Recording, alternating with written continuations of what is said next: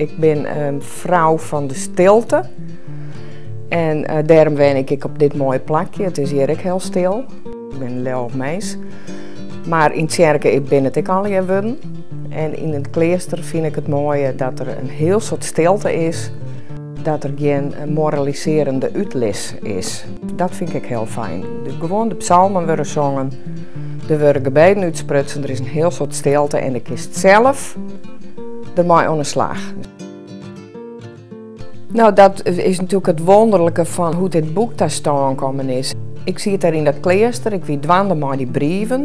Mijn man Hans wie wurg, maar dat wie er altijd voor de grote vakantie. Hij had een drukke baan en nou, er wie is niks te redden. Misschien hier hij beter een week in het klooster kennen, dat schroek ik nog. Maar nou, ik zie het daar en ik denk, oh, wat je bad is, ik wil de moeite wurgen om eens een keer vers te lezen. Dus ik heb een week lang schreeuwen daar.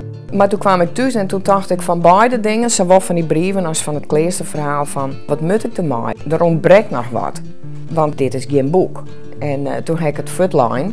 En in dezelfde weken verergeren dus de klachten van Hans. En in het lees toen het Hans tegen mij zei, als ik er eens niet meer ben, dan moest je weer schreeuwen, want schreeuwen wordt in redding.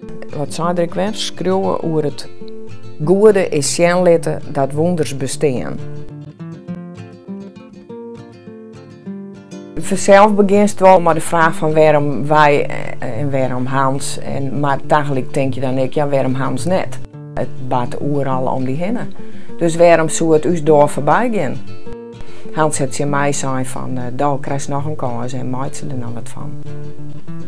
En zet hem op. Nou, dat heb ik gedaan. En dat doe ik nog heel tijd.